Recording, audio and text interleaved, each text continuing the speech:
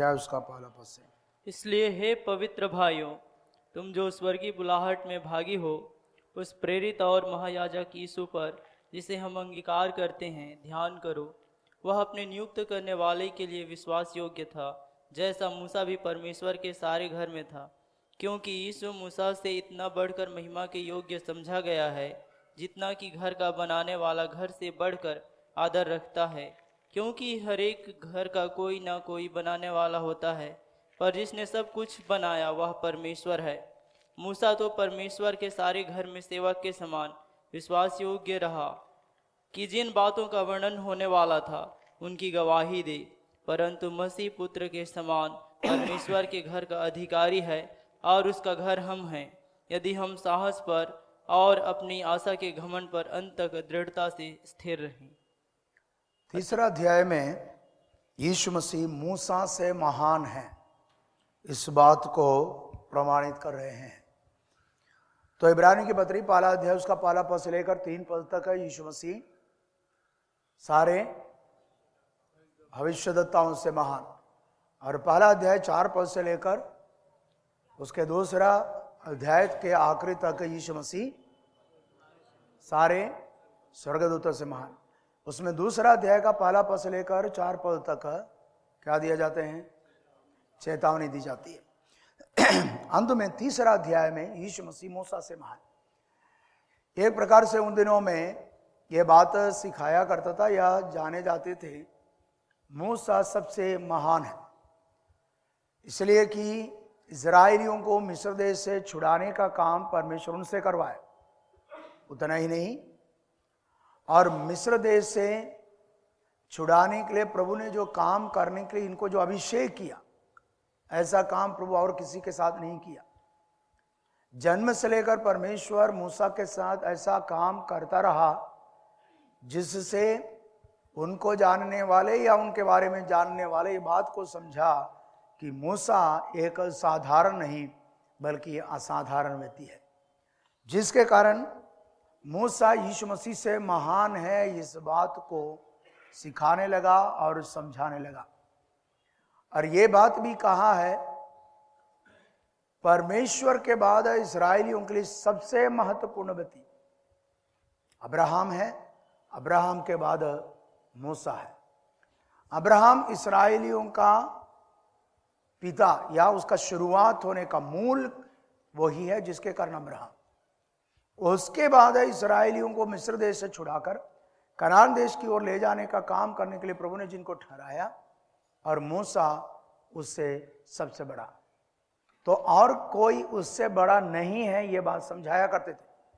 यहां तक यीशु जब मसीहा के रूप में आया तो लोग कहा नहीं वो मसीहा है नहीं, और वो यीशु मूसा से बढ़कर नहीं है।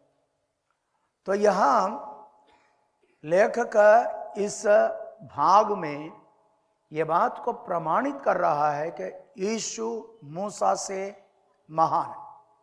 पहला पद में इसलिए है, पवित्र भाइयों, तुम जो स्वर्गीय बुलाहट में भागी हो, उस प्रेरित और महायाजक यीशु पर जिसे हम अंगीकार करते हैं ध्यान करो। हे पवित्र भाइयों, अभी तक भाइयों शब्द जरूर कहा है। यीशु मसीह और हम भाई भाई है, वो बड़ा भाई है, ये बातें कहा। यीशु हमसे हमको भाई कहलाने से लजाता नहीं, ये भी कहा। लेकिन यहां विश्वासियों को संबोधित कर रहे हैं पवित्र भाइयों। इब्रानी कलीसिया के विश्वासियों को कह रहे हैं हम कौन है, पवित्र भाई। यीशु मसीह पर विश्वास करने से हम मसीह का भाई जरूर बना है, लेकिन केवल साधारण भाई नहीं, पवित्र भाई है। Praise the Lord. क्योंकि यीशु पवित्र है तो उनके द्वारा बुलाए जाने वाले भी पवित्र होना अनिवार्य है, और यीशु के द्वारा उनको पवित्र किए जाते भी हैं। इसलिए वहां कहा हे पवित्र भाइयों। एक प्रकार से पौलुस एक यहूदी, और पौलुस जिनको लिख रहे हैं वो भी एक यहूदी, या यहूदी कलीसिया के यहूदी विश्वासियों को, तो जरूर उस संदर्भ में भी वे आपस में भाई भाई है। लेकिन यहां पौलुस जो कह रहे हैं उस अर्थ में नहीं है। अर्थात वे भी यहूदी, लिखने वाला पौलुस भी यहूदी, इसलिए उनको भाई कहकर संबोधित नहीं कर रहे हैं, बल्कि यीशु पर विश्वास करने के कारण पवित्र किए गए लोग हैं, वो कलीसिया के लोग हैं, इसलिए कहा कौन है तुम? पवित्र भाई लोग। उनको संबोधित करके इसलिए कह रहे हैं हे पवित्र भाइयों। इसलिए पवित्र भाइयों, तुम जो स्वर्गीय बुलाहट में भागी हो। आगे कह रहे स्वर्गीय बुलाहट, इसका मतलब कई प्रकार का बुलाहट है। हेलो, कई प्रकार की बुलाहट है। कोई भी व्यक्ति आपको किसी काम के लिए नियुक्त करता है, उसके लिए एक प्रकार का बुलाहट है, बुलाकर उस काम में लगाया है। लेकिन यहां लिखा है ये बुलाहट जो हमारी हुई है वो कौन सा है? स्वर्गीय बुलाहट। स्वर्गीय मतलब स्वर्ग से बुलावा आया है। हेलो, स्वर्ग से किसी ने हमको बुलाया। स्वर्ग से किसने बुलाया? जो स्वर्ग में है वो बुलाया। स्वर्ग में कौन है? परमेश्वर। इसका मतलब परमेश्वर ने हमें बुलाया है। अर्थात यीशु पर विश्वास करके उद्धार पाए वह हर व्यक्ति पर स्वर्गीय बुलाहट है। Praise the Lord. और यह बात जानना है कि हमें किसी पादरी ने नहीं बुलाया, न जिसने आपको सुसमाचार सुनाया उसने बुलाया, न जिसने आपको बपतिस्मा दिया उसने बुलाया। आपको और मुझको स्वर्ग का परमेश्वर बुलाया है। Praise the Lord. एक प्रकार से जीवन की हर परिस्थिति में इस बात को हम याद रखना भी है, हमारी बुलाहट संसार की बुलाहट नहीं है, स्वर्गीय बुलाहट है।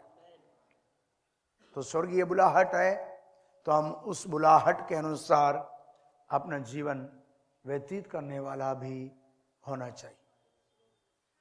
इसलिए कहते, इसलिए हे पवित्र भाइयों, तुम जो स्वर्गीय बुलाहट में भागी हो। याद रखिए, प्रभु ने हमें बुलाकर भागी बनाया। स्वर्गीय बुलाहट में भागीदारी मिला है हमको। स्वर्गीय बुलाहट में भागी, इसका मतलब केवल हम ही नहीं, हमारे समान अनेक लोग हैं जिनको परमेश्वर ने बुलाया, जिनको स्वर्गीय बुलाहट मिला। और उस बुलाहट में हम भी कौन बना है? भागी बना। यीशु पर विश्वास करे हुए किए हुए हर विश्वासी स्वर्गीय बुलाहट के अधीन है। उस प्रेरित और महायाजक यीशु पर जिसे हम अंगीकार करते हैं ध्यान करो। यहां यीशु मसीह के लिए दो शब्द का है, एक प्रेरित, दूसरा महायाजक। यीशु मसीह को प्रेरित करके कही गई नया नियम का एक ही भाग यही है। इसके अलावा और कहीं भी यीशु को प्रेरित नहीं कहा। प्रेरित, प्रेरित का अर्थ क्या है? प्रेरित अपोस्टोलोस शब्द से आया। यूनानी भाषा में अपोस्टोलोस, उसमें से अंग्रेजी में अपोस्टल आया है। तो अपोस्टोलोस का मतलब क्या है? एक विशेष कार्य के लिए नियुक्त करके भेजा हुआ व्यक्ति। वही है कौन? अपोस्टोलोस। एक विशेष कार्य के लिए बुलाया और उस कार्य के लिए क्या किया? उसको भेजा गया, वो है अपोस्टोलोस।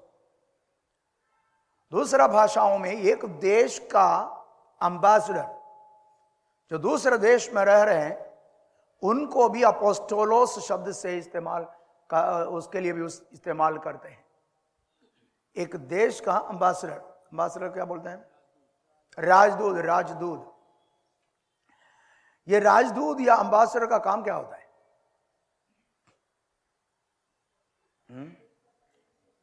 मान लीजिए भारत का राजदूत यदि अमेरिका में रह रहे हैं तो ये राजदूत का काम क्या है? भारत सरकार अमेरिका से जो कुछ कहना चाहता है वो कहने का काम है कौन? राजदूत का। समझा? भारत सरकार अमेरिका की सरकार से कुछ भी कहना चाहें, किसके द्वारा कहेगा? राजदूत के द्वारा। तो राजदूत क्या बोलेगा? अपना मन में जो आया वो नहीं बोल सकता। वो पहले पूछेगा अपना देश का सरकार से कि मैं इस विषय पर उस देश को क्या कहूं। इसका मतलब राजदूत का अपना अभिप्राय नहीं रहता, वो किसका है? उनका सरकार का है, जिसने उनको नियुक्त किया। यहां कह रहे प्रभु यीशु मसीह प्रेरित है, बुलाकर अलग करके भेजा है। कहां से भेजा? स्वर्ग से। इसका मतलब यीशु मसीह प्रेरित है किसका? परमेश्वर के द्वारा ठहराया गया प्रेरित। अर्थात परमेश्वर हमसे, मनुष्य से, पृथ्वी पर रहने वालों से जो कहना चाहिए वो कहने के लिए भेजा हुआ व्यक्ति। प्रभु यीशु इस पृथ्वी पर आया। यूहन्ना रचित सुसमाचार में हमने सीखा, बार बार यीशु ने यह बात कहा, जो मैं कर रहा हूं मेरा नहीं, किसका है? पिता का है। और जो मैं कर रहा हूं मेरा नहीं, पिता के कहने पर कर रहा हूं। इसका मतलब यीशु पृथ्वी पर जब रहा तो स्वर्ग का परमेश्वर पिता जो कहना चाहा वो कहा, जो करना चाहा वो किया। इसका मतलब यीशु मसीह पूर्ण रूप से इस पृथ्वी पर स्वर्ग का राजदूत था। स्वर्ग की बातें हमसे कहने के लिए। इसलिए यीशु ने कहा, जिसने मुझे देखा है, किसको देखा? पिता को देखा। कई स्वर्गीय बातें यीशु कहा था। धनवान और लाजर की बातें जो कहा यीशु, कौन सी बात है वो? कोई इंसान देखा था क्या? अब्राहम का गोद, हेलो, अब्राहम का गोद में बैठा हुआ लाजर को कोई इंसान देखा था? और यातना स्थल में पड़े पड़े धनवान क्या बोला, कोई इंसान सुना था? नहीं। तो यीशु कैसे बोला? यीशु देखा है, यीशु सुना है, क्योंकि यीशु कौन था? परमेश्वर था। तो वो बातें उसने हमसे कहा। अर्थ में स्वर्ग में ही जो बातें जाने जाते थे वह हमको बताया किसने? यीशु ने। वह बताने के लिए उसको क्या किया था? भेजा था। उस अर्थ में वो कौन है? प्रेरित है। पिता के द्वारा बुलाकर पृथ्वी पर मनुष्यों से बोलने के लिए या उनके लिए करने के लिए भेजा हुआ प्रेरित था। कौन? यीशु। इसलिए कह रहे हैं वह प्रेरित है। दूसरा, उस प्रेरित और महायाजक यीशु पर जिसे हम अंगीकार करते हैं, ध्यान करो। महायाजक, यीशु को महायाजक भी कहा। महायाजक यीशु किसका था? हमारा। प्रेरित परमेश्वर का था। कौन? यीशु। लेकिन महायाजक किसका था? हमारा। परमेश्वर और मनुष्य के बीच में मध्यस्थता का काम करने वाला महायाजक के रूप में यीशु को वहां बताया जा रहा है। इसलिए कह रहे हैं उस प्रेरित और महायाजक जिसे हम अंगीकार करते हैं। इसका मतलब हम यीशु को क्या किया है? पौलुस जिनको लिख रहे हैं उनको कहा, हे पवित्र भाइयों। इसका मतलब वे लोग हैं यीशु को अंगीकार किए हुए लोग हैं। हम जिसको अंगीकार करते हैं, जिसे हम अंगीकार करते हैं, ध्यान करो बोलते हैं। ध्यान करो। उसके लिए ध्यान करो जो शब्द है उसके लिए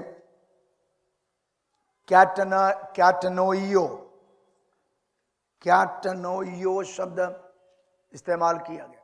मैंने कल जैसा कहा था नक्षत्रों पर ध्यान करने के लिए लोग जैसा नक्षत्र पर सीखने वाले या उस पर नजर रखने वाले ज्योतिषी लोग जैसा उस पर ध्यान से देखता है, वैसा देखो, ध्यान से देखो। किसको? किसको? उस यीशु को देखो।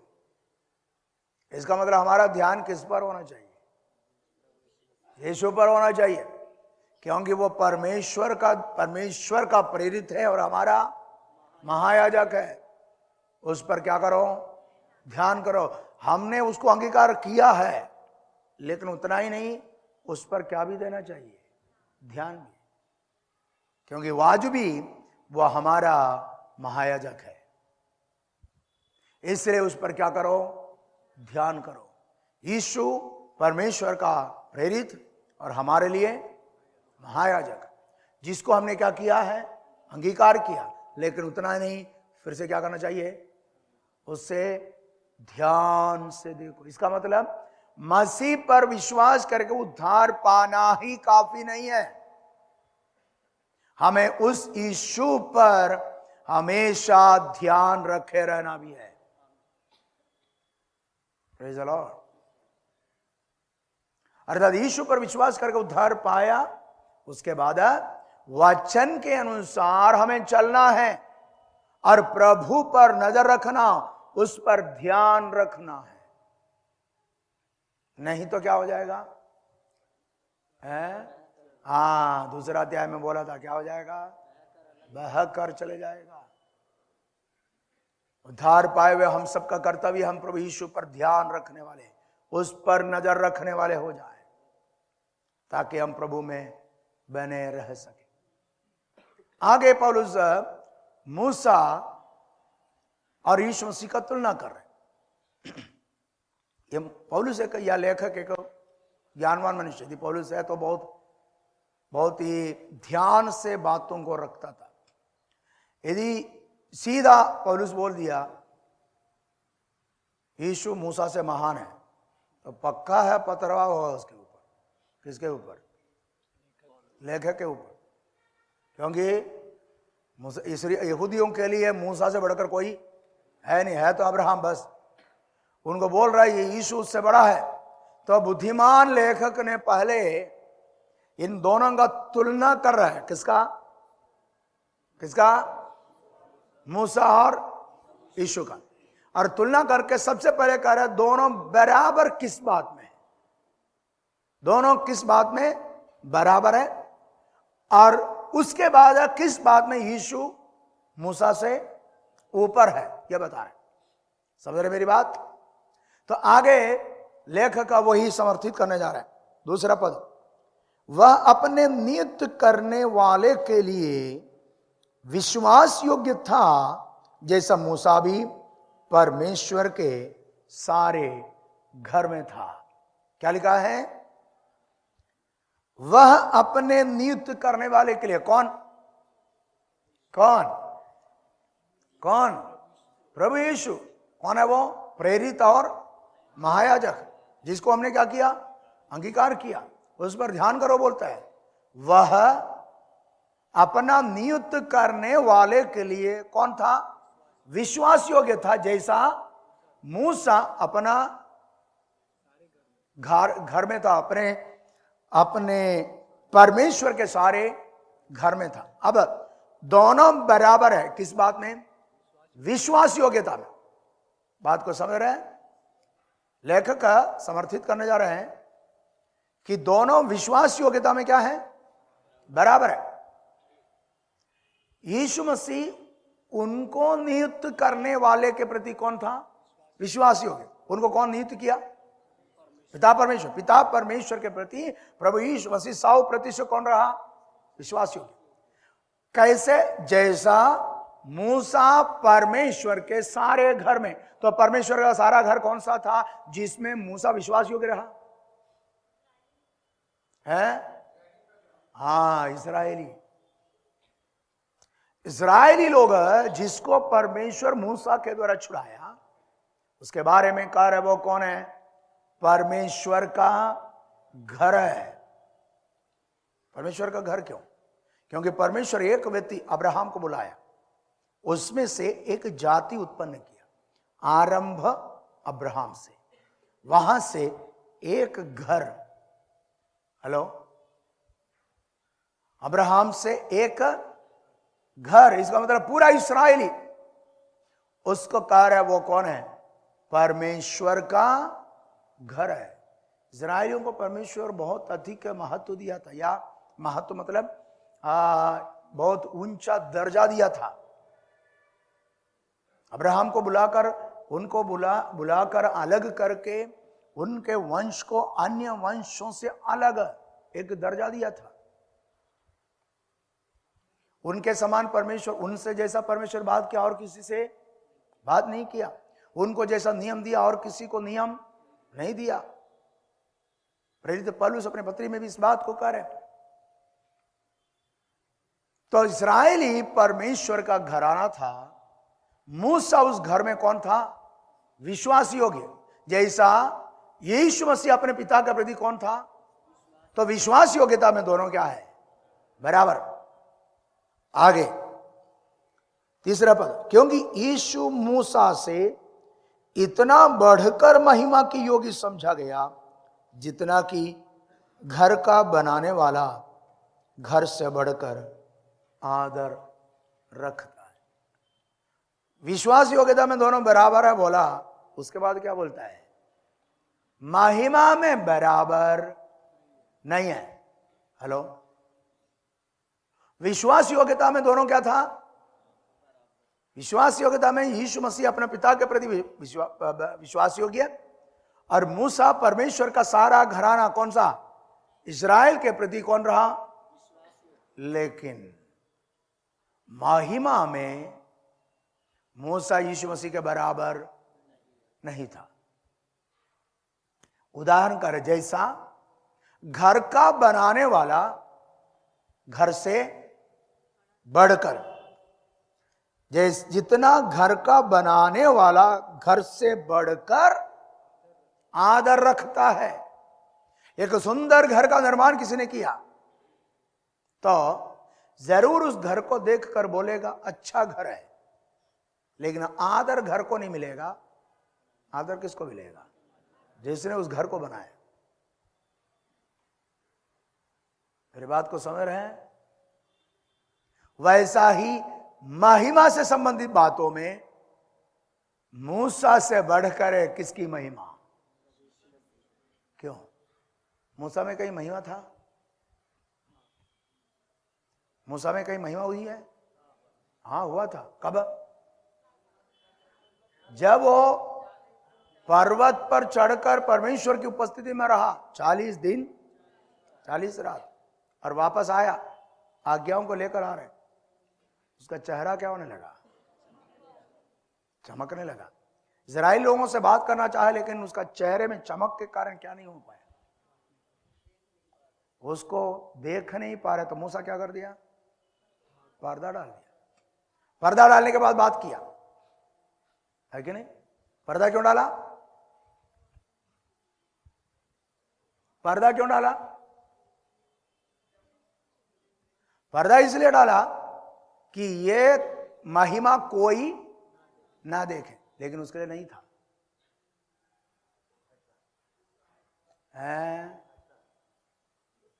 हाँ, उसके बारे में दूसरा कुरिन्थियों की पत्री उसका 3 अध्याय,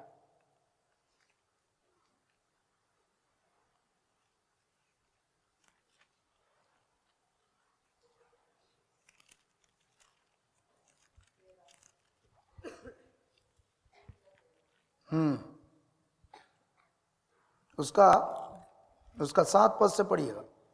दूसरा कुरिन्थियों 3 का 7 से, 2 Corinthians chapter 3 verse from 7। यदि मृत्यु की वह वाचा जिसके अक्षर पत्थरों पर खोदे गए थे यहाँ तक तेजोमय हुई कि मूसा के मुंह पर के तेज के कारण जो घटता भी जाता था, इजरायली उसके मुंह पर दृष्टि नहीं कर सकते थे, तो आत्मा की वाचा और भी तेजोमय क्यों न होगी? क्योंकि जब दोषी ठहराने वाली वाचा तेजोमय थी, तो धर्मी ठहराने वाली वाचा और भी तेजोमय क्यों न होगी।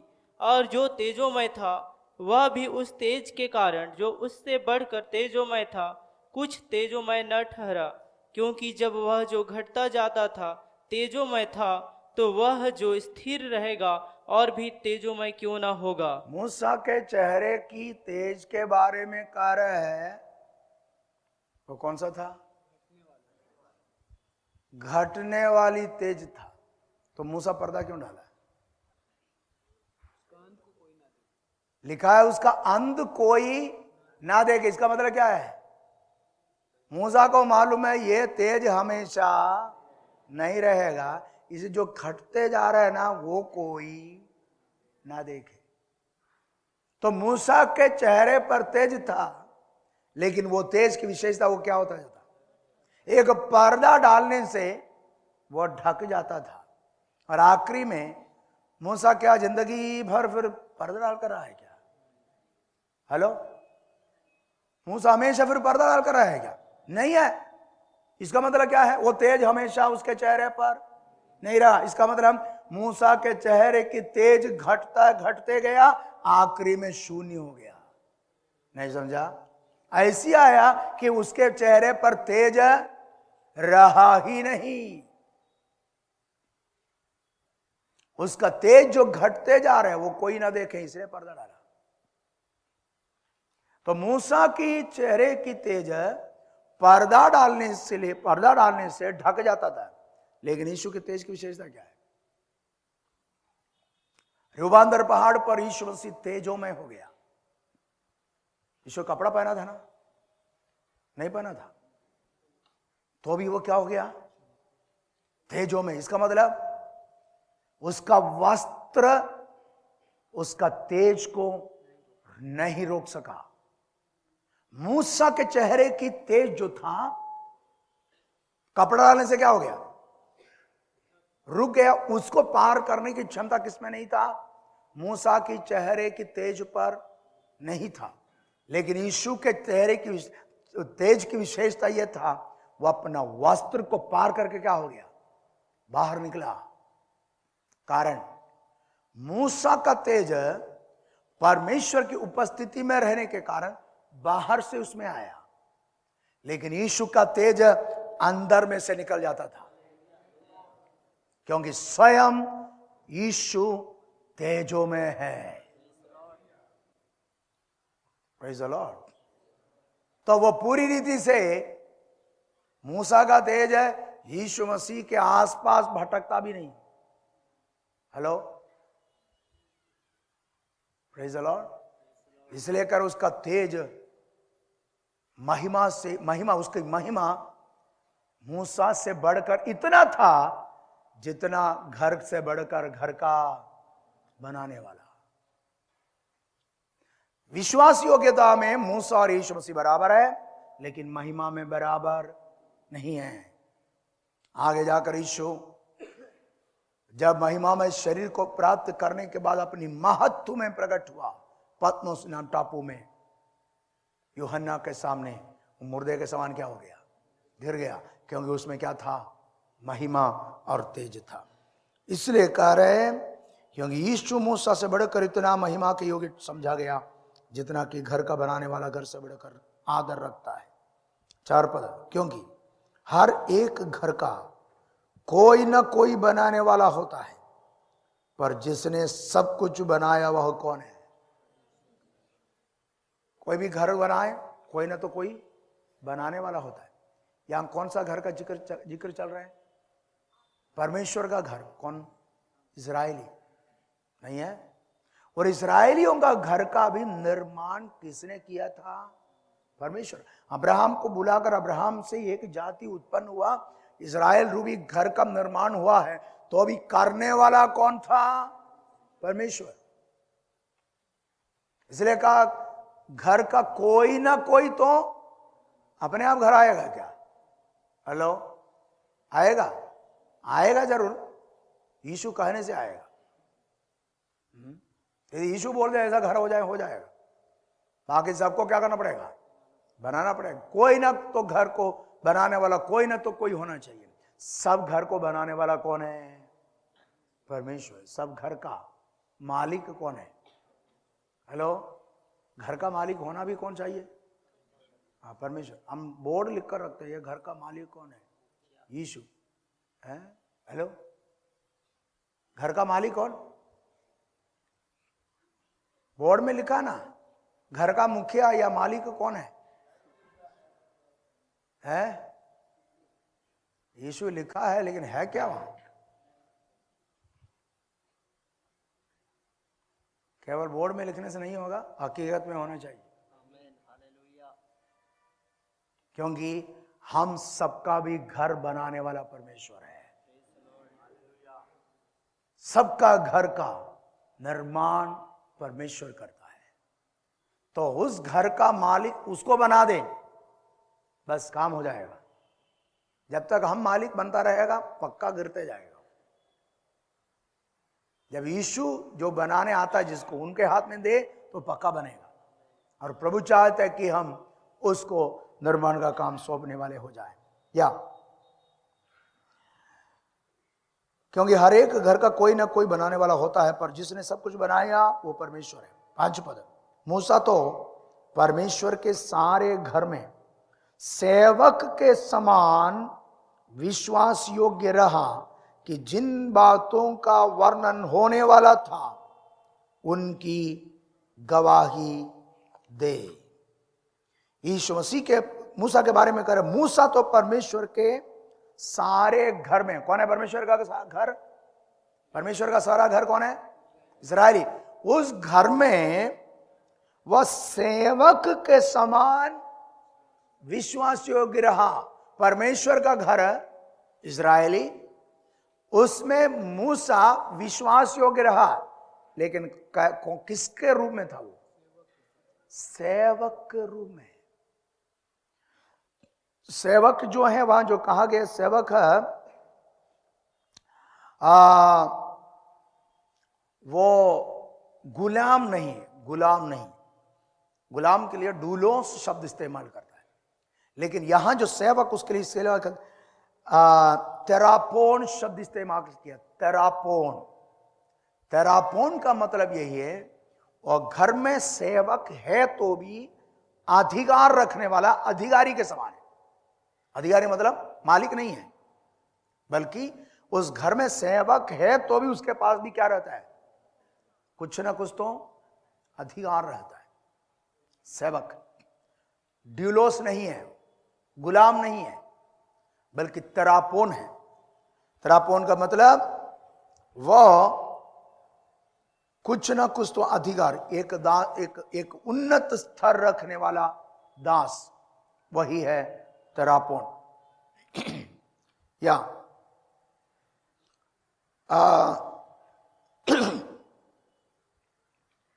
मूसा तो परमेश्वर के सारे घर में सेवक के समान विश्वास योग्य रहा कि जिन बातों का वर्णन होने वाला था उनकी गवाही दे।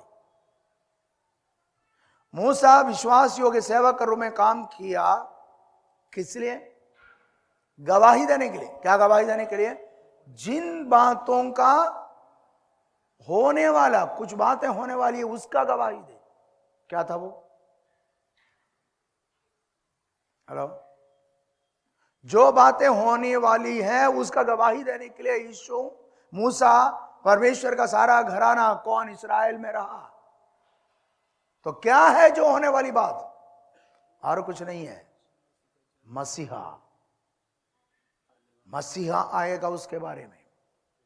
इसलिए मूसा ने कहा, परमेश्वर तुम्हारे बीच में से मेरे समान एक भविष्यद्वक्ता को खड़ा करेंगे, उसकी सुनना। अर्थात मूसा मसीहा के द्वारा इस्राएलियों के लिए जो काम करने वाले हैं उसके बारे में जानता था। सॉरी, क्योंकि मूसा भी भविष्यद्वक्ता था। मूसा भी भविष्यद्वक्ता था, इसलिए कह रहे हैं विश्वास योग्य रहा परमेश्वर के सारे घराने में सेवक के समान, ताकि जिन बातों का वर्णन होने वाला था उसकी, एक प्रकार से मूसा इस्राएलियों के बीच में सेवक के रूप में रहा। परमेश्वर का सारा घराना इस्राएली उनके बीच में सेवक के रूप में रहते वक्त भी गवाही दे रहा था। क्या गवाही? आने वाले दिनों में जो बातें होगा, कौन सा है वो? मसीहा के द्वारा इस्राएलियों की पाप की प्रायश्चित या मनुष्य जाति का। देखो, मूसा को परमेश्वर ने व्यवस्था दिया, व्यवस्था में एक एक व्यक्ति जो बात, इन बातों का पालन करना वो भी बताता है। उतना ही नहीं, पापों की प्रायश्चित के लिए जो बलिदान करना है उसकी विधि भी परमेश्वर किसके द्वारा बताया? मूसा का। लेकिन मूसा को मालूम था ये जो होने वाला है आगे उसकी केवल छाया है, इसलिए वो उन बातों को देते वक्त होने वाली बात मसीहा के द्वारा मनुष्य जाति की पाप की प्रायश्चित होगा उसकी गवाही देता रहा। एक प्रकार से मूसा उनको व्यवस्था की विधियों को बताते वक्त ये बोला कि ये सब के सब छाया है, आगे जाकर असली आएगा। इसलिए बोला मेरे समान एक भविष्यवक्ता को परमेश्वर तुम्हारे बीच में से, तुम्हारे बीच में मतलब यहूदियों के बीच में से, इसलिए यीशु मसीह यहूदियों से होकर आया, यहूदी होकर आया, ताकि वे लोग यीशु को क्या करें? अंगीकार करें। लेकिन किया नहीं, वो अलग बात है। यहूदी यीशु को, यहूदी मतलब उनके उनके आत्मिक अगुवे लोग यीशु को मसीहा के रूप में अंगीकार नहीं किया। आज भी मसीहा के इंतजार में आने वाला बोलता है कौन? यहूदी। आखिर में जब फंस जाएगा तब पता चलेगा, पक्का फंसेगा नहीं है। झूठा मसीह को कौन मानेगा?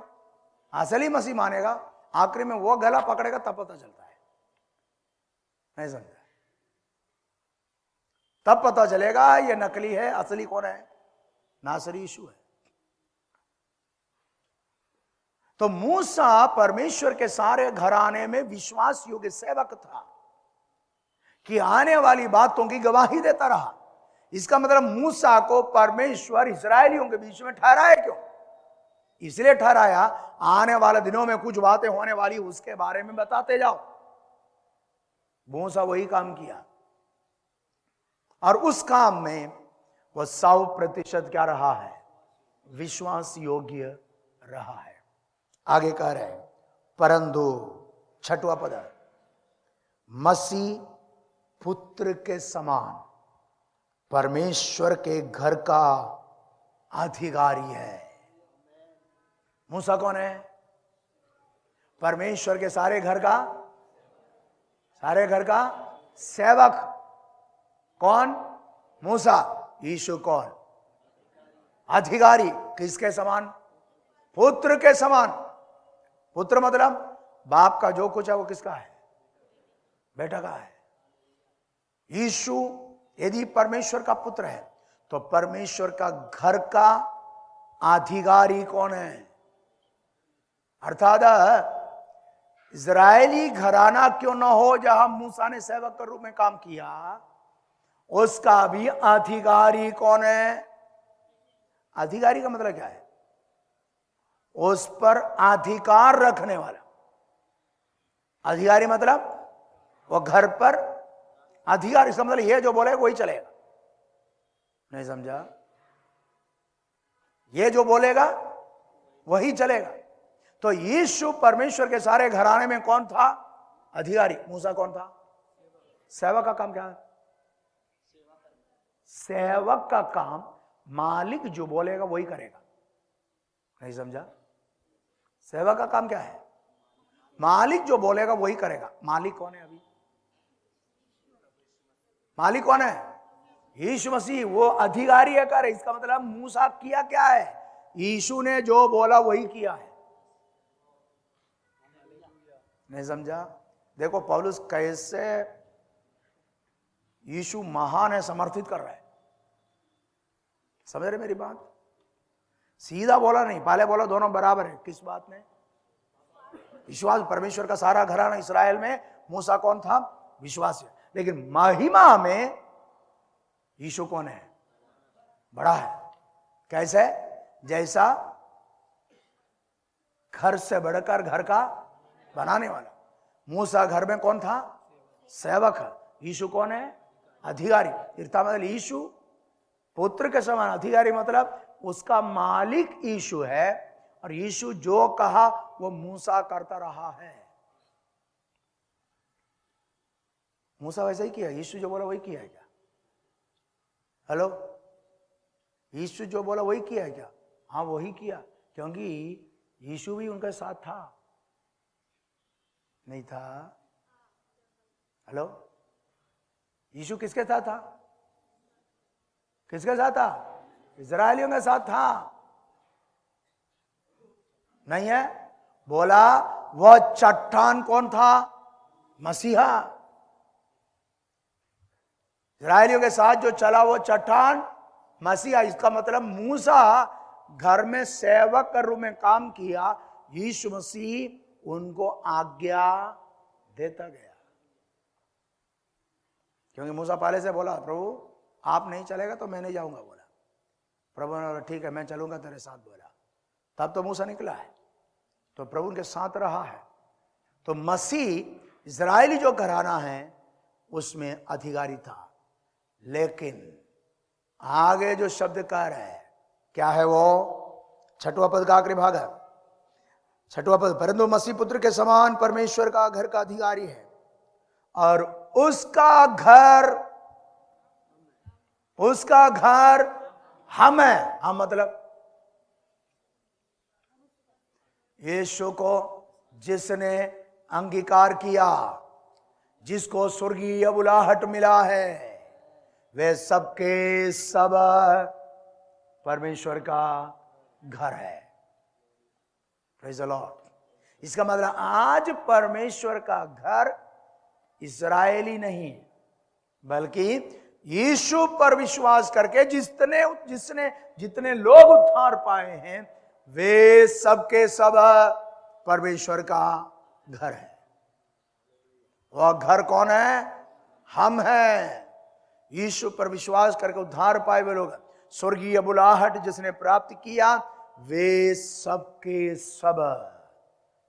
सब परमेश्वर का घर है। ये कितनी अनुग्रहित बात है।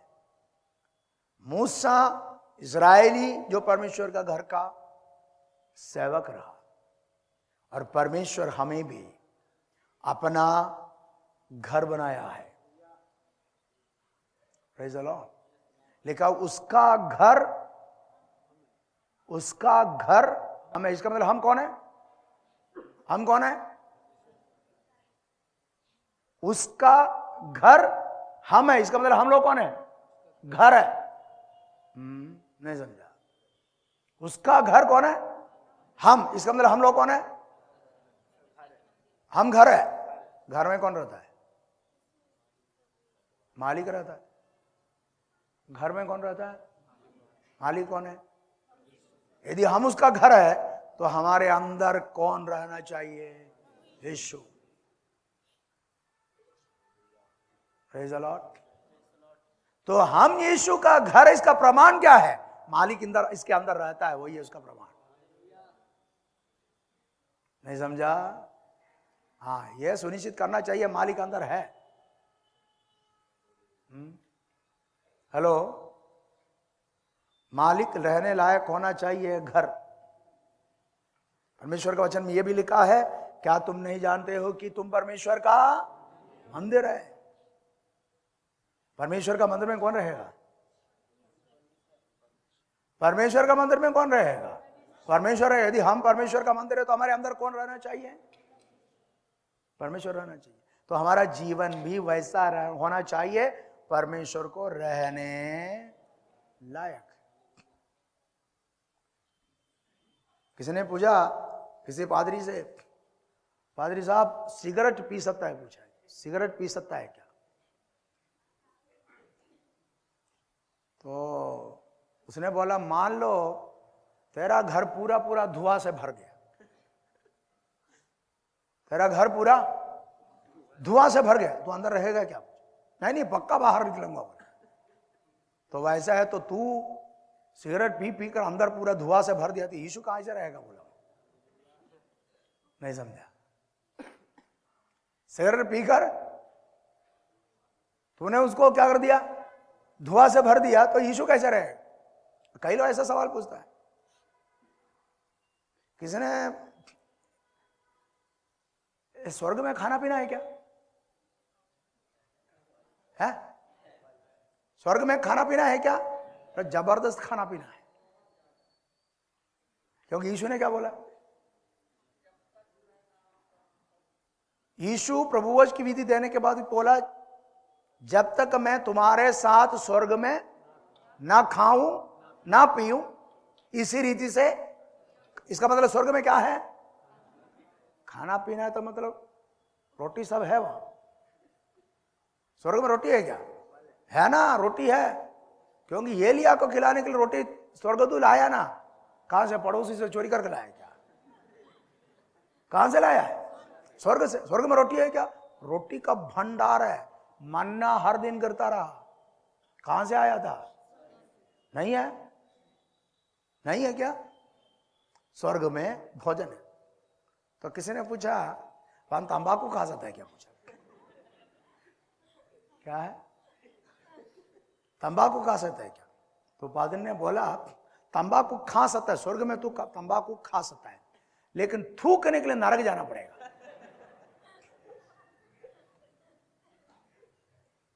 नहीं समझा? स्वर्ग तो पवित्र है, वहां तो क्या नहीं कर सकता, तो थूक नहीं सकता। थूकने के लिए कहां जाना पड़ेगा? इसका मतलब पादरी इनडायरेक्टली बोल दिया तू नरक ही जाएगा।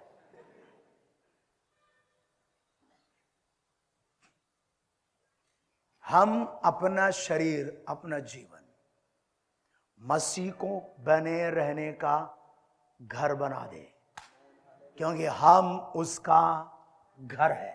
यदि हम उसका घर है, तो हम जो घर के अंदर, वो रहना चाहिए। प्रभु चाहते हैं कि हम इस बात को जानें कि वो हमारे अंदर बने रहने लायक हम अपने आप को बना दें।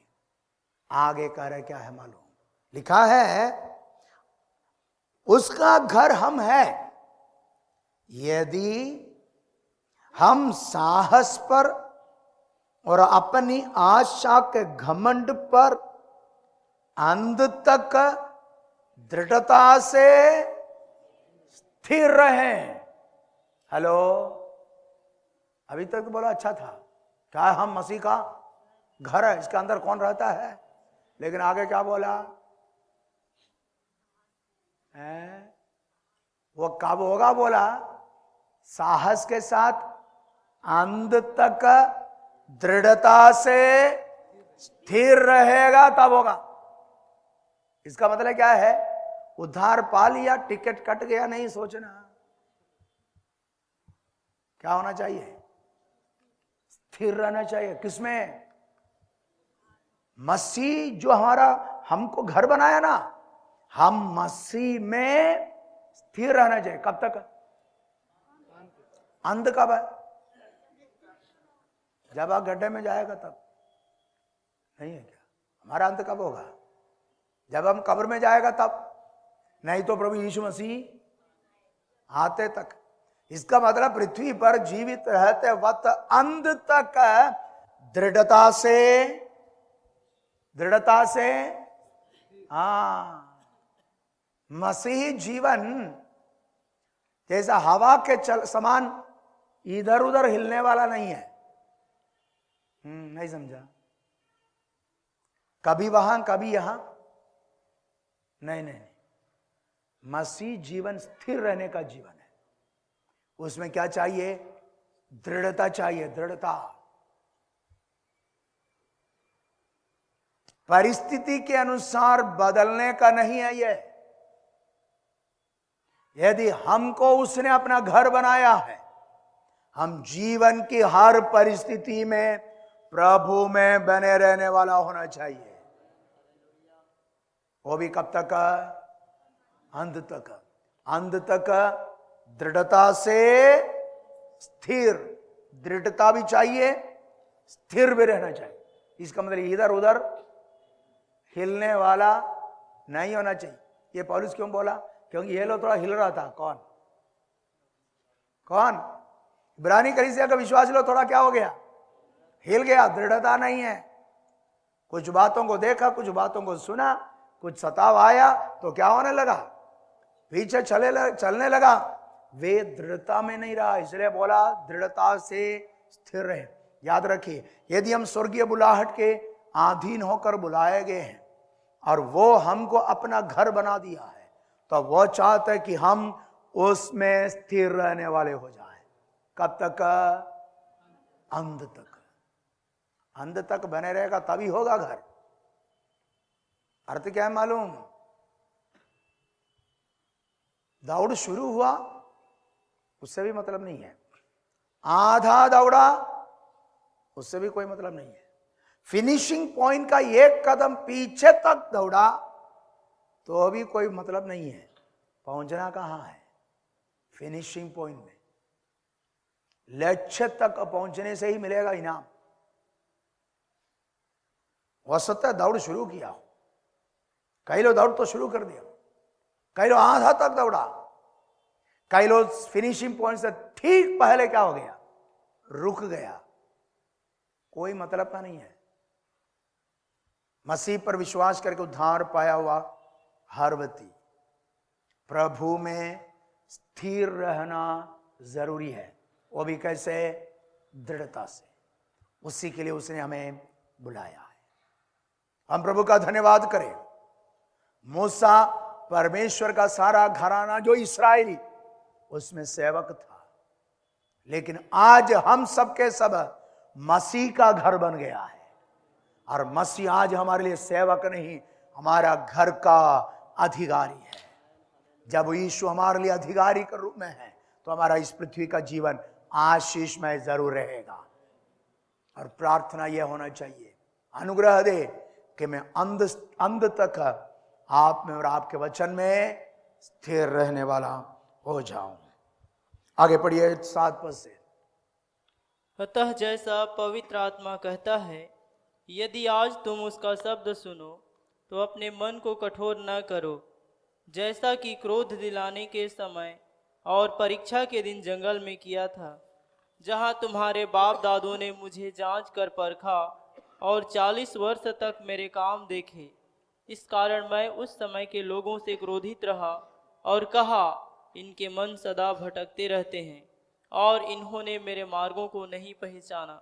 तब मैंने क्रोध में आकर शपथ खाई, वे मेरे विश्राम में प्रवेश करने ना पाएंगे। या आगे मूसा को परमेश्वर ने ठहराया कि इस्राएलियों को मिस्र देश से छुड़ाकर कहां पहुंचाए? कनान देश में पहुंचाए। मिस्र देश से छुड़ाया जरूर, लेकिन कनान देश में प्रवेश नहीं करा पाया। उस बात का जिक्र करते हुए आगे कलीसिया को वो चेतावनी दे रहे। क्या कहता है?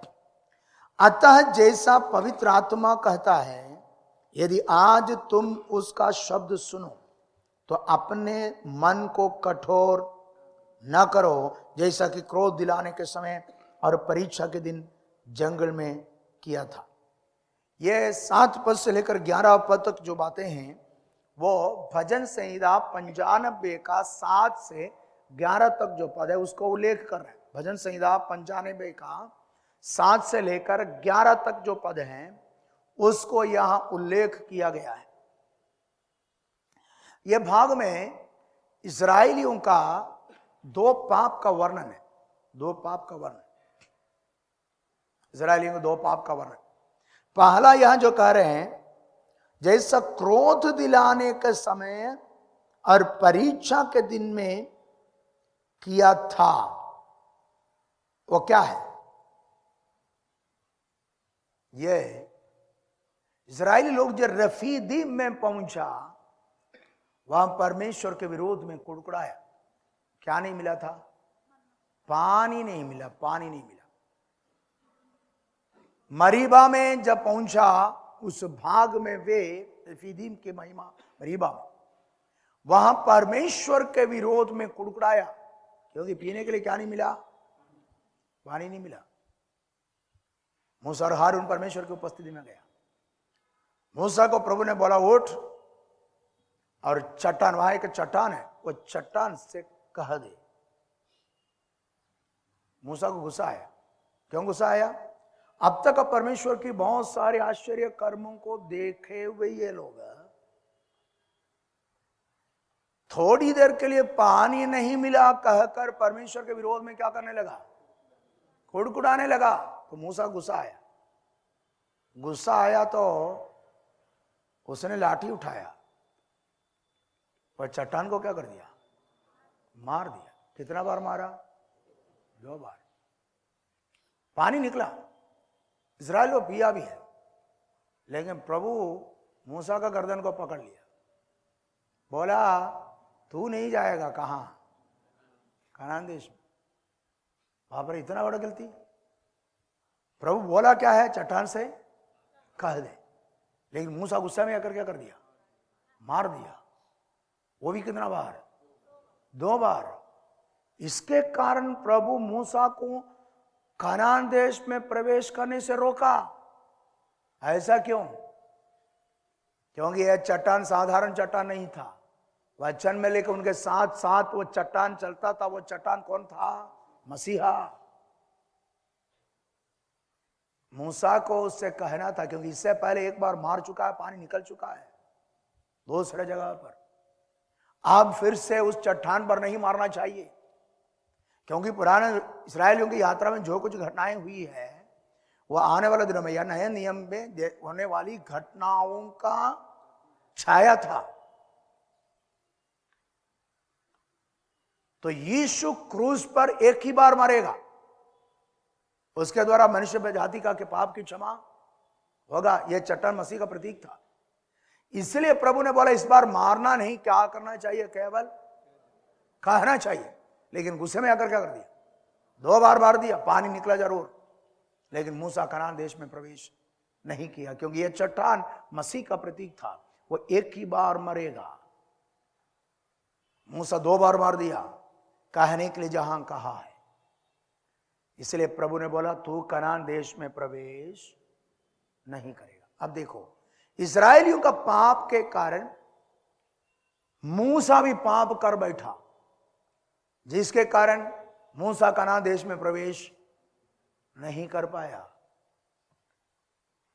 एक बात ध्यान रखना, मूसा कनान देश में क्यों प्रवेश नहीं किया? उसको गुस्सा आया था। क्या आया था? गुस्सा। लेकिन कौन है मूसा? उसके बारे में प्रभु ने सर्टिफिकेट दिया था। क्या बोला था? पृथ्वी का सबसे नम्र मनुष्य। लेकिन कहां नहीं गया? कनान देश। स्वर्ग नहीं, स्वर्ग तो गया है, कनान देश में नहीं गया। क्यों नहीं गया? क्योंकि उसको क्या आया था? ये पहले गुस्सालू था। कौन है? भयंकर गुस्सालू था वो। एक आदमी को एक थप्पड़ मार दिया, मर गया। नहीं है क्या? नहीं है? जब मूसा राजमहल में राजा होकर फिरौन, अगला फिरौन होकर बढ़ रहा था, 40 साल हो गया, प्रभु ने बोला जाओ इस्राएलियों को छुड़ाओ। यद्यपि आप निर्गमन की पुस्तक में यह नहीं पढ़ता प्रभु उसको भेजा है, लेकिन प्रभु ही भेजा है। क्योंकि प्रेरितों के काम के पुस्तक में जब स्तिफनुस प्रचार करके कह रहे, तब वो कह रहे प्रभु ने भेजा उसको, जाओ जाकर छुड़ाओ। गया, वो छुड़ाने के लिए गया। तो पहला दिन एक इब्री और एक मिस्री, दोनों के बीच में क्या हो रहा है? झगड़ा हो रहा है। समझाने की कोशिश किया होगा, नहीं समझ रहे, एक थप्पड़ मार दिया। इसका मतलब उसको मालूम था कहां मारने से, नहीं समझा। एक ही थप्पड़ मारा है, वो क्या हो गया? मर गया। उसके बाद क्या करते उसने? गाटा खोल के उसको दफना दिया। इसका मतलब अपने दम पर उसको भरोसा था। ये क्यों गया ऐसा मालूम? अभी छुड़ाऊंगा बोलकर गया है। नहीं, प्रभु ने बोला क्या करते जाकर?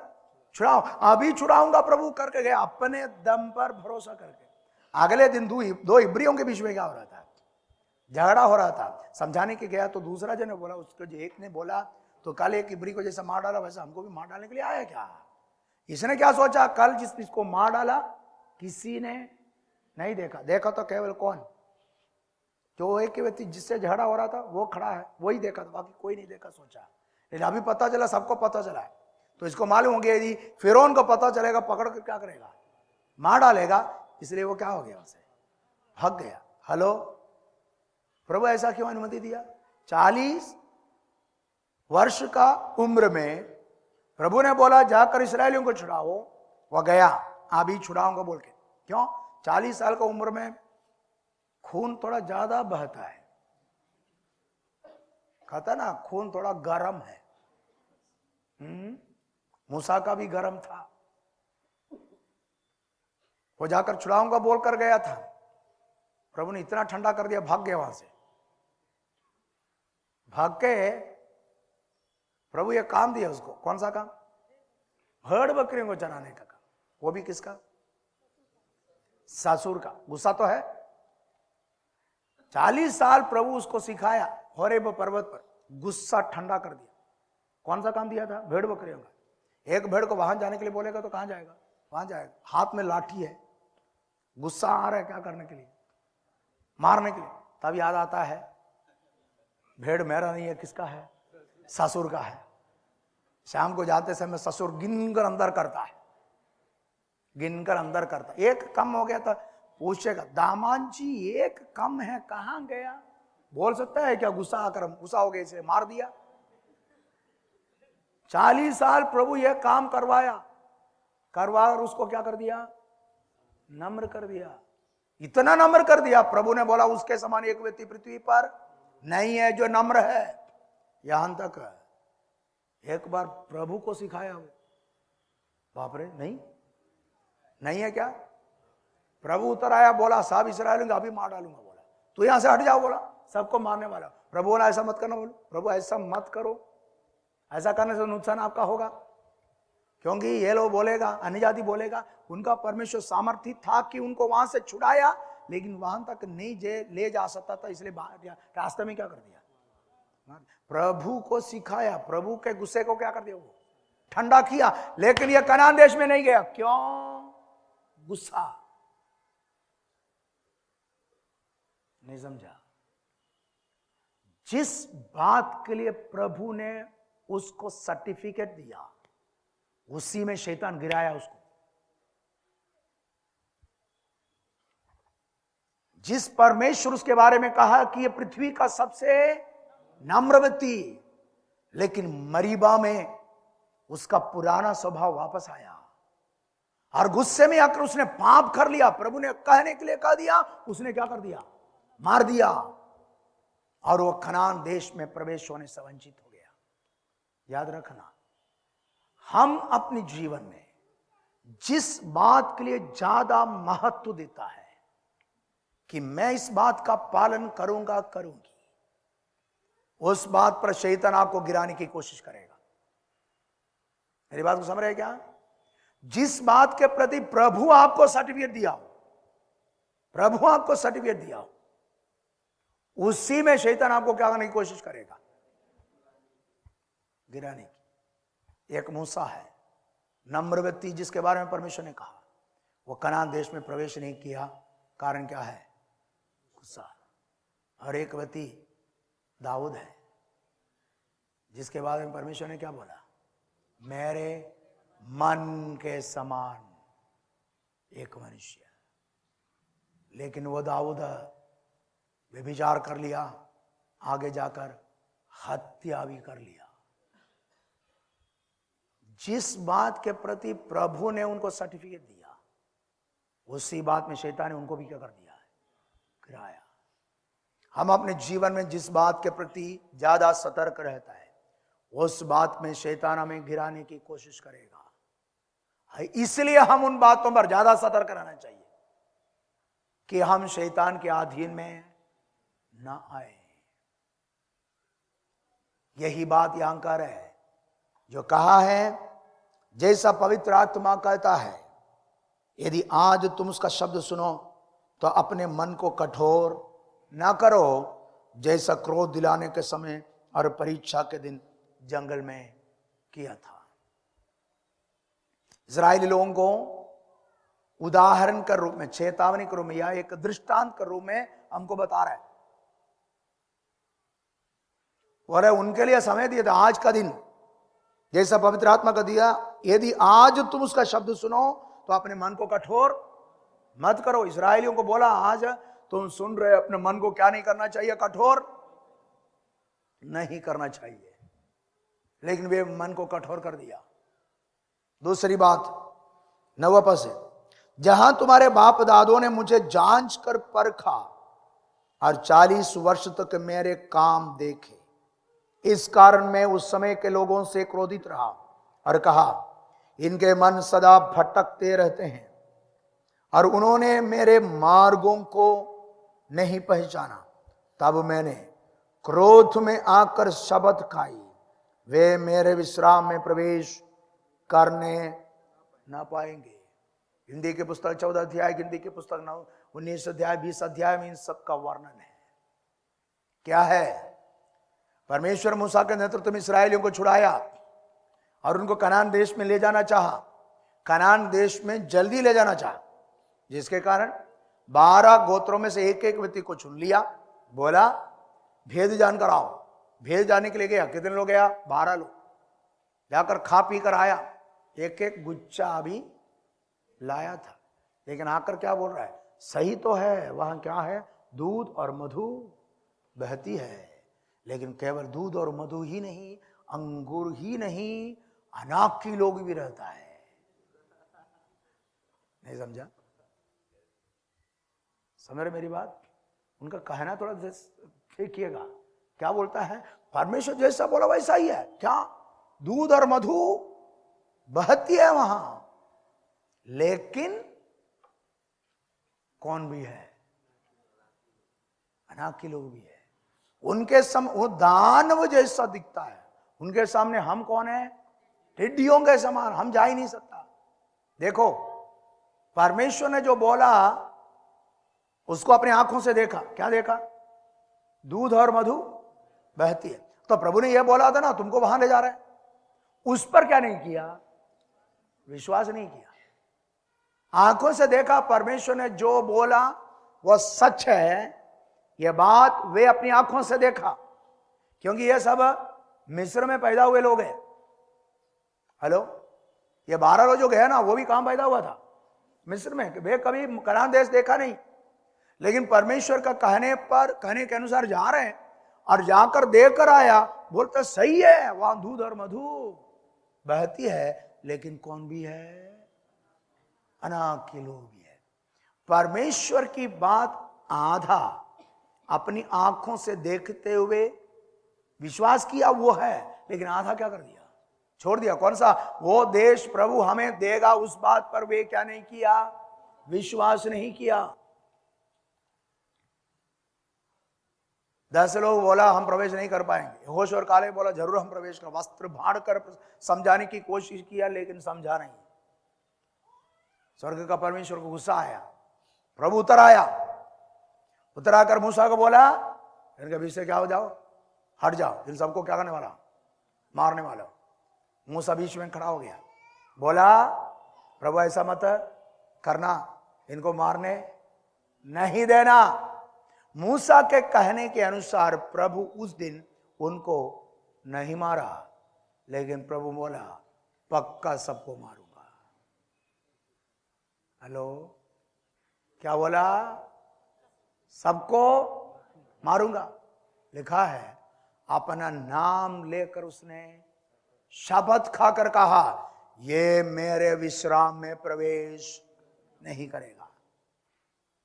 परमेश्वर केवल 3 ही बार अपना नाम लेकर शपथ खाया है, 3 ही बार। पहला अब्राहम से। अब्राहम जब अपना बेटा इसहाक को बलि चढ़ाया, उस वक्त अब्राहम को परमेश्वर ने बोला मैं मेरा नाम लेकर तुझे शपथ खाता हूं कि मैं तेरे संतानों को आशीष दूंगा।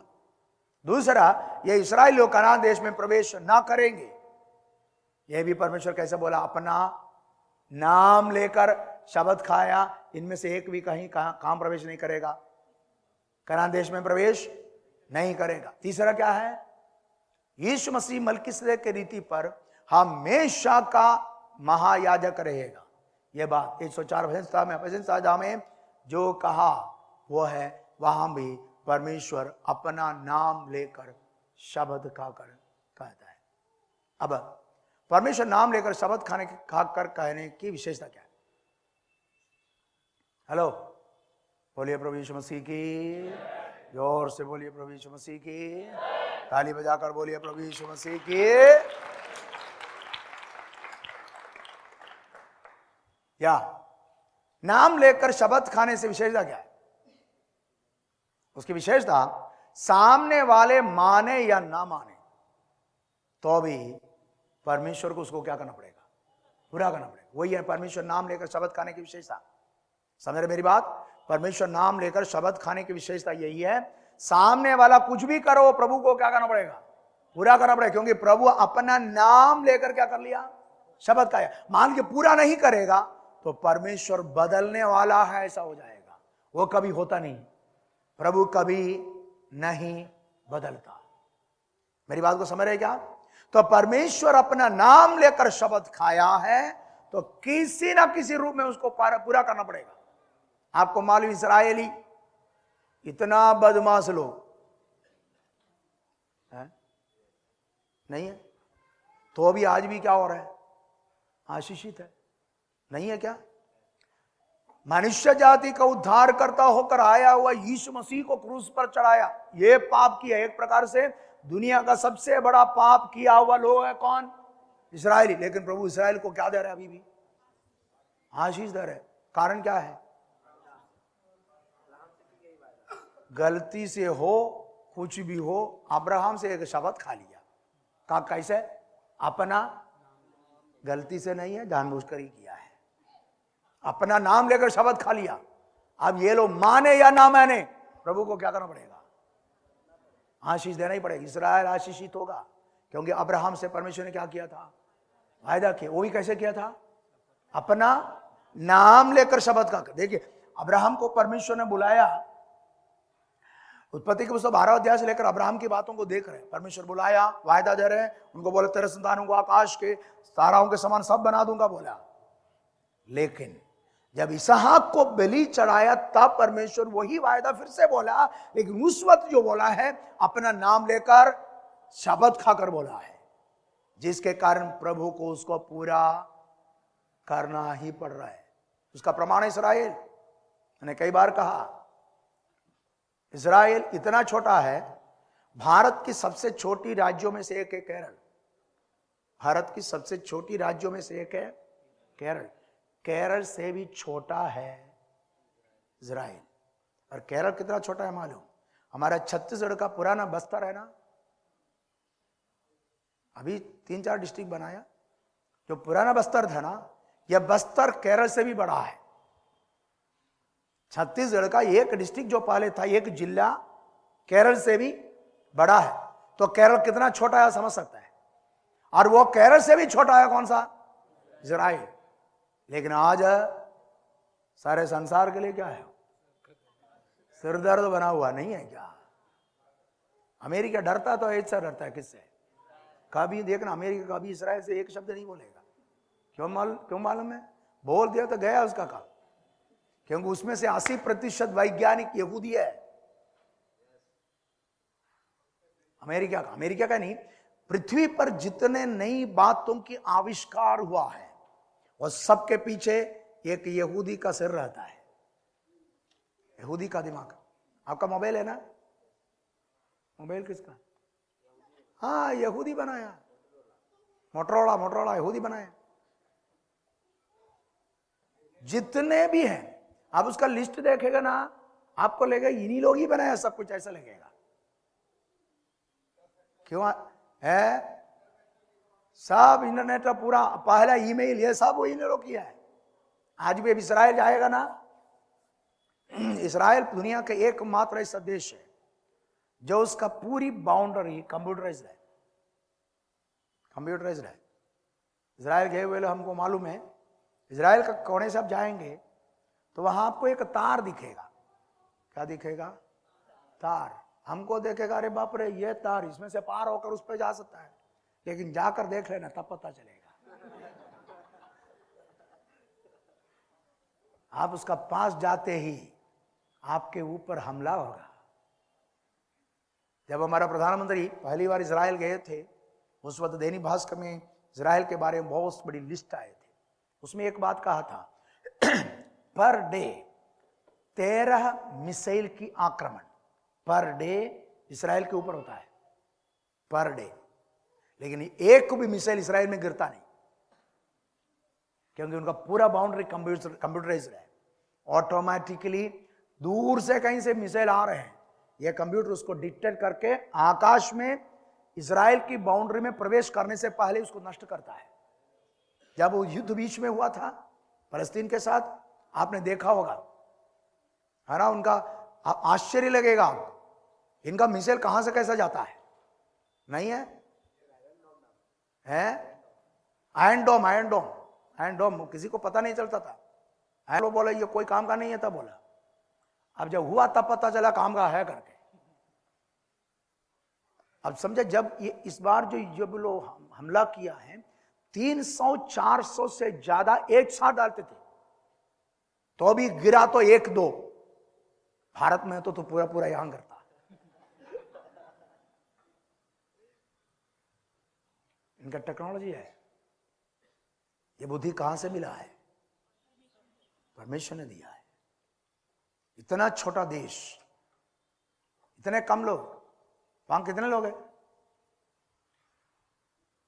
1 करोड़ भी नहीं है। 80 लाख के आसपास है इजराइल की आबादी।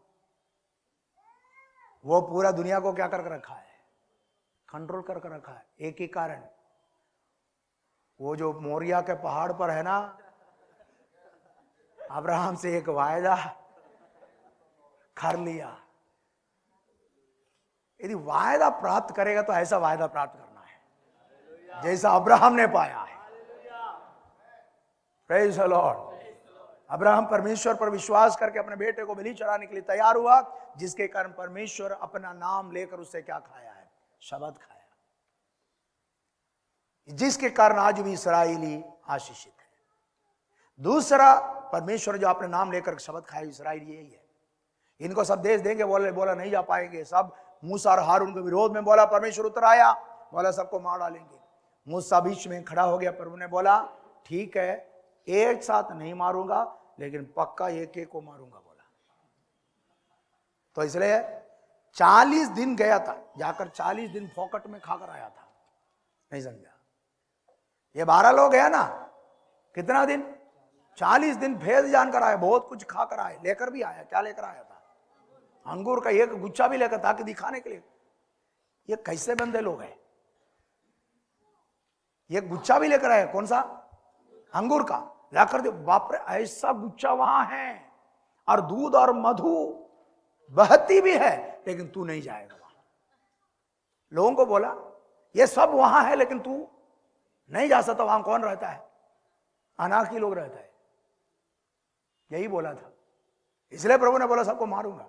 तो 40 दिन भेद जाना, उसके बदले में 1 दिन के बदले में 1 साल क्या करूंगा? घुमाऊंगा। कहां? ये पूरी मरुस्थल में चक्कर करवाता रहूंगा। कितना साल? मैं कहता हूं प्रभु को बहुत खर्चा हो गया था, नहीं हुआ। अरे 40 साल पूरा क्या करना पड़ा इनको? खिलाना पड़ा ना, बहुत खर्चा हुआ है। तो भी प्रभु ने सोचा खर्चा किया तो भी मारूंगा।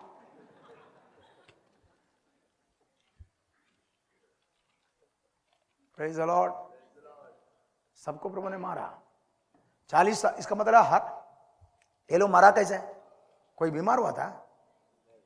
इजराइल में एक भी बीमार नहीं। इजराइल लोग जो यात्रा करता है, लिखा है उसमें एक भी निर्बल व्यक्ति नहीं था, एक भी बीमार नहीं था, वे सब स्वस्थ थे। लेकिन क्या होता गया? प्रभु हर गोत्र से 200 100 200 करके क्या करता गया? मारता गया। कोई बीमारी नहीं है। शाम को क्या हो जाता है? शाम को नहीं, कभी भी हो, मर गया हो। प्रभु क्या कर रहा था? मार रहा था। 40 साल घुमाता रहा और सबको मार डाला। अंत में जब उसके संतान लोग ही बचा, यहोशू और कालेब जो पुराना है उसको छोड़कर बाकी सब मरा, तब परमेश्वर ने यहोशू को बोला ले जाओ उन लोगों को। कहां? कनान देश में। उनका अविश्वास, उनको कनान देश में प्रवेश करने से रोका है। यह हमारे लिए चेतावनी है बोल रहे हैं। एक प्रकार से हम लोग भी उन्हीं के समान हैं। इजराइल उद्धार पाया था क्या? उद्धार पाया था। हम उद्धार कैसे पाया? यीशु मसीह के क्रूस की बलिदान के द्वारा हमारा उद्धार हुआ। वे लोग भी उद्धार पाया था। कैसे पाया था? मेमने का लहू से। नहीं है क्या? संहार दूध रात को आ रहे थे, उससे बचने के लिए क्या किया गया था? हेलो, मेमने को काटा, उसका लहू कहां लगा दिया? चौकटों पर, अलंगों पर लगाए थे, जिसके कारण बच गया। वहां से वे लाल समुद्र के पास आया, लाल समुद्र पार कर दिया। इसका मतलब हम जैसा यीशु मसीह के लहू के द्वारा उद्धार पाया, वे भी मेमने के लहू के द्वारा उद्धार को पाया, छुटकारा पाया। और हम जैसा पानी में बपतिस्मा लिया, वे लाल समुद्र की पानी में बपतिस्मा लिखा है, वे लाल समुद्र से होकर पार किया, वो बपतिस्मा का था।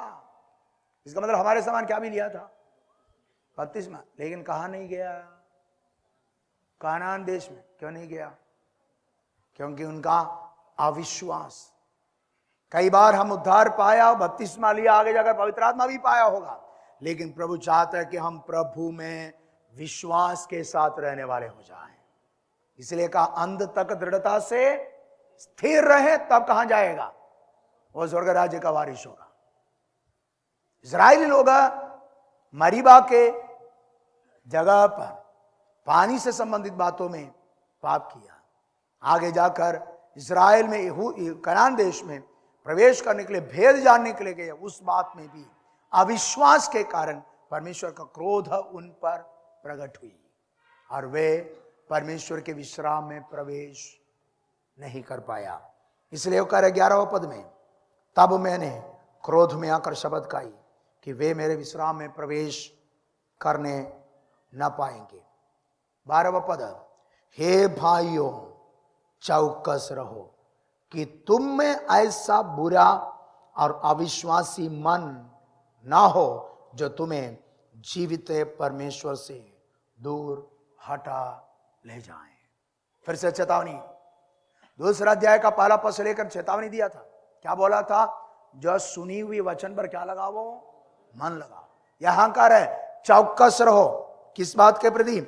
तुम जो ऐसा बुरा अविश्वासी मन, तुम में ऐसा बुरा और अविश्वासी मन न हो जो तुम्हें जीवित परमेश्वर से दूर हटा ले।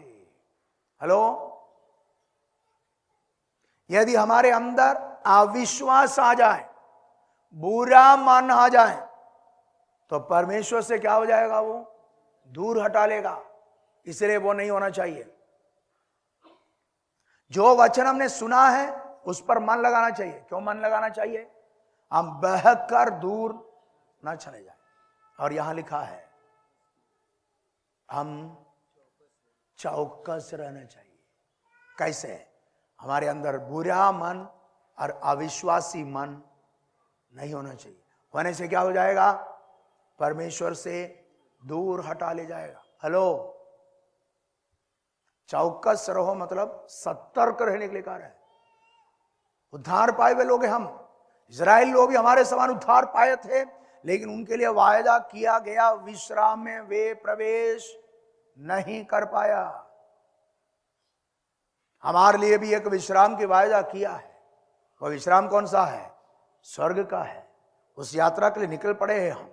अब हमारा कर्तव्य इस यात्रा में हम विश्वास रखने वाले हो जाएं।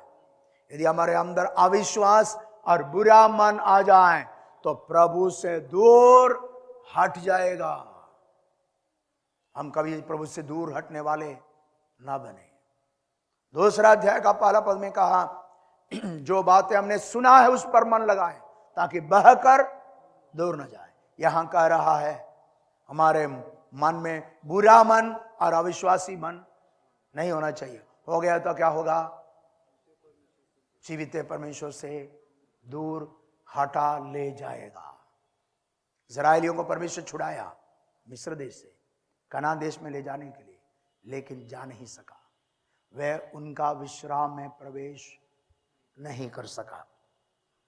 वरन 13वां पद, जिस दिन तक आज का दिन कहा जाता है, हर दिन एक दूसरे को समझाते रहो, ऐसा ना हो कि तुम में से कोई जन पाप के छल में आकर कठोर हो जाए। क्या कह रहे हैं? वरन जिस दिन तक आज का दिन कहा जाता है, आज का दिन मतलब आगे उस अध्याय को पूरा पढ़े तब हमको मालूम होगा। यहां जो बातें चल रही विश्राम की बात है, विश्राम की बात है। इस्राएलियों को परमेश्वर मिस्र देश से छुड़ाया इसलिए कि उन्हें कनान देश का विश्राम में प्रवेश कराए। हेलो, कौन सा विश्राम? लेकिन वे क्या नहीं कर पाया? क्या नहीं कर पाया? प्रवेश नहीं कर पाया। क्यों? उनका बुरा मन और अविश्वास के कारण। कौन प्रवेश नहीं किया? कौन प्रवेश नहीं किया? इस्राएल लोग। लेकिन कह रहे हैं वो आज का दिन जो विश्राम में प्रवेश करने का दिन अभी भी बाकी है, बोल रहा है। इसका मतलब परमेश्वर विश्राम में प्रवेश करने का रास्ता बंद नहीं किया और हमसे वादा किया है, तुम मेरा विश्राम में क्या कर सकता है? प्रवेश कर सकता है। कब तक है? आज का दिन। इसका मतलब जब हम वचन सुन रहे हैं तब हमें मालूम होना चाहिए या मानना चाहिए, प्रभु मुझे आज का दिन दिया है कि मैं उनके द्वारा मेरे लिए वादा किया गया विश्राम में प्रवेश कर सकूं। इसका मतलब विश्राम का दिन अभी भी बाकी। हेलो, इस्राएलियों को परमेश्वर ने कनान देश का विश्राम की वायदा किया, अविश्वास के कारण वे प्रवेश नहीं कर सका, तो परमेश्वर विश्राम दिन को कैंसल नहीं किया। बोला विश्राम दिन बाकी है, आगे तुम उस विश्राम में प्रवेश कर सकते हैं। लेकिन एक काम करना, जब उस विश्राम में प्रवेश करने की बुलाहट आता है तब मन को कठोर नहीं करना। वो कौन किया था? हेलो, कौन किया था? इस्राएली मन को क्या किए थे? कठोर किया, जिसके कारण कहां प्रवेश नहीं किया? उनका विश्राम जो कनान देश पृथ्वी, इस्राएलियों को वायदा किया गया विश्राम पृथ्वी का विश्राम था, कनान देश का विश्राम था। लेकिन हमसे की गई विश्राम कनान देश का, पृथ्वी का विश्राम नहीं, आनंद जीवन का विश्राम है। वो दिन बाकी है। तो जब तक वो दिन आया नहीं, आज का दिन हमारे लिए ठहराया है कि हम अविश्वास को छोड़कर विश्वास करने वाले हो जाएं, ताकि उस अनंत विश्राम में हम प्रवेश करने वाले हो जाएं। प्रभु चाहता है कि हम कभी इस्राएलियों के समान ना हो, चौकस रहे। हमारे मन में उनके समान बुरा मन, इस्राएलियों का बुरा मन था क्या? है? इस्राएलियों का मन बुरा था क्या? हाँ, बुरा था। परमेश्वर की ओर से की गई आश्चर्य कर्मों को प्राप्त करने के बाद भी उसके विरोध में बोलता था। है? सुबह मन्ना आया, खाते हुए बोल रहे ये क्या है? हेलो, मेरी बात को समझ रहे? इसलिए कहा बुरा मन और अविश्वास। इस्राएलियों का सबसे बड़ा पाप कौन सा था? अविश्वास। परमेश्वर के बातों पर वे विश्वास नहीं किया। वैसा हमें ना हो, इसलिए जब आज का दिन वचन सुनते वक्त मन को कठोर मत करना, बल्कि जो बाकी है विश्राम का दिन, उसके लिए अपने आप को तैयार करें। हमारे मन से हर एक अविश्वास दूर हो जाए। पवित्र बुलाहट के अनुसार बुलाए गए हम। इसका मतलब इस्राएलियों को जैसा हम बुलाया था वैसा हमको भी बुलाया। पवित्र बुलाहट हमारा, लेकिन बुलाया किस लिए? हम मसीह के उस विश्राम में प्रवेश करने के लिए। और उसमें प्रवेश करने के लिए क्या होना चाहिए? विश्वास।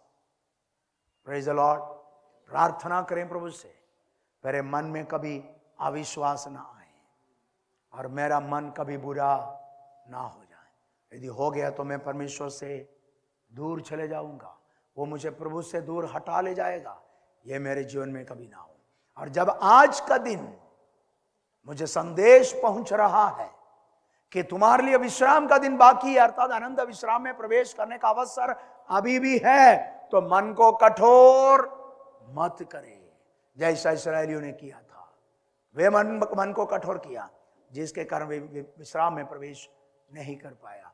हम कभी ऐसा ना हो। परमेश्वर इस वचन के द्वारा आशीष दे। अभी चाय का ब्रेक है।